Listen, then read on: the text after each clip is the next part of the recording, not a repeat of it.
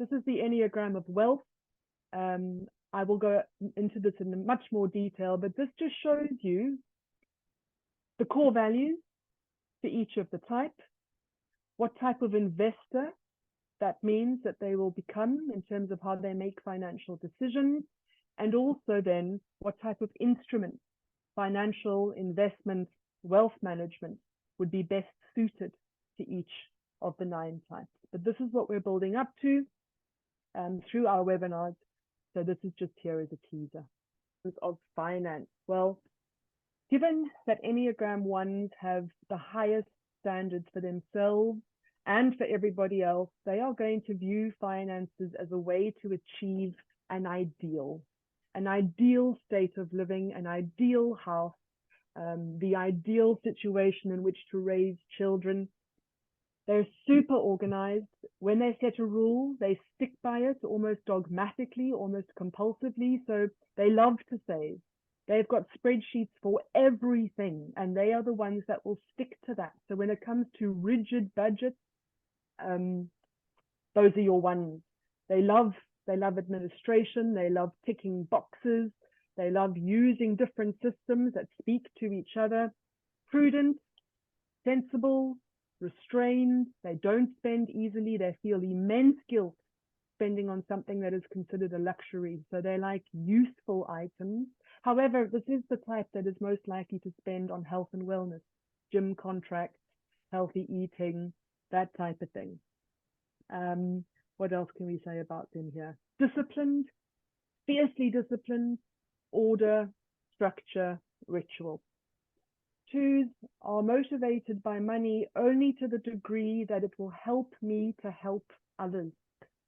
In that way, we can earn love and acceptance. And money is one of the best ways to express the 2's generous nature. So they will pay for everything for everyone. It is truly a love language, is that generosity, being able to give to those who either don't have it or just in the moment to earn the gratitude. Highest level of social intelligence, the 2s, so they can intuitively see what other people need, and they're quite comfortable to offer financial support where they can. This often, though, is an obstacle to their own potential to build capital and to build a financial base. But the more I have, yeah. Sorry, just a quick one. I think you've said 2 things there that are really important. You know, most people, when you get clear on your why, you can often turn something into a result, if that makes sense. So if you knew you were 2, and I'm literally learning from you right now, so I'm just asking the question, and I knew that money wasn't really important to me, but if it was important to me because I could give to others and I can get clear on that why, then there's probably going to be more motivation to actually do it. Like, if that makes sense. Exactly. And it will point me in the right direction in terms of looking for investments, companies, structures that can provide that. So for 2s, impact investing, social responsibility, super, super important. What does it mean for finance? Well, the 3s will tell you that they either work to live or live to work, or work to live lavishly. Money is a huge motivator for 3s for obvious reasons. In fact, the 3s have self-reported that money is the greatest motivator in all of their decisions. Their finance is a way to success. It's how I can show how successful I am. It's a direct reflection of how hard I work and what I put in. The 3s are the ones who will leave organizations because there is not enough recognition, and normally that means financial.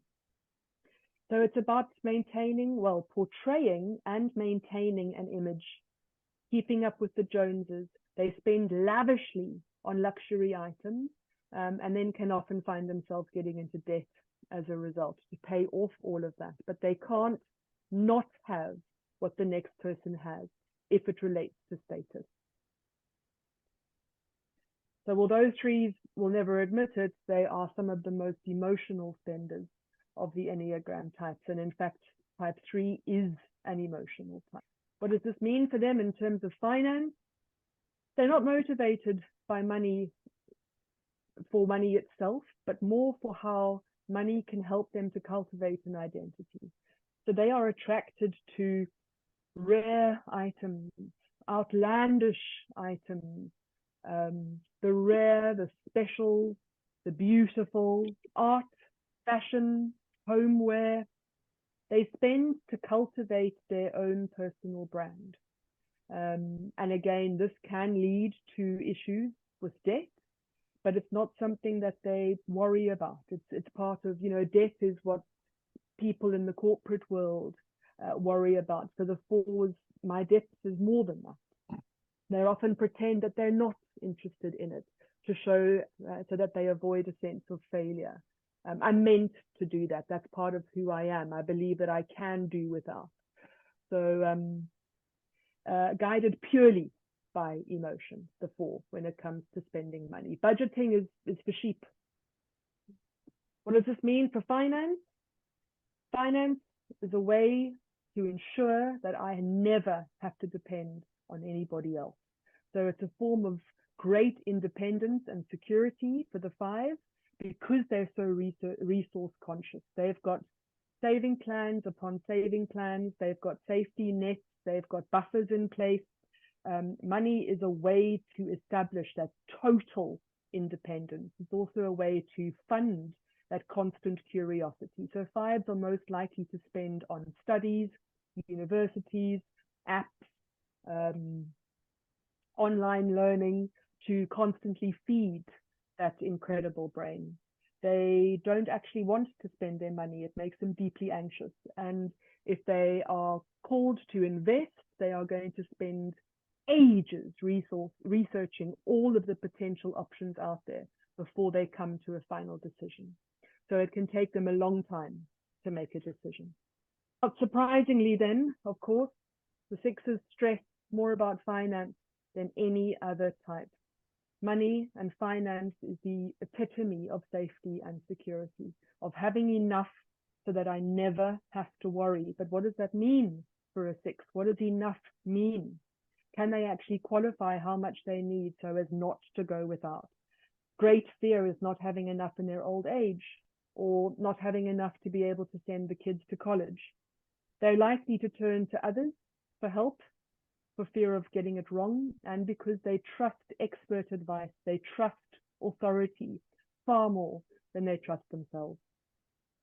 They keep a very stable job. They won't leave for better prospects, which means that they limit their own spending ability, and they will always pay off immediate debts, such as credit cards and home loans, for fear of the consequence of not doing that, so they can limit their own wealth creation potential too. Overestimate their love for sports and hobbies and will spend outrageously upfront on contracts and buying all the equipment and signing up for the annual plans, and then they get bored. And then they move on to the next thing, and all of the tools of the trade and the gym equipment and the clothing gets left behind in the garage. And this is kind of the story of the seven. What's next? What's next? Impulsive, reactive.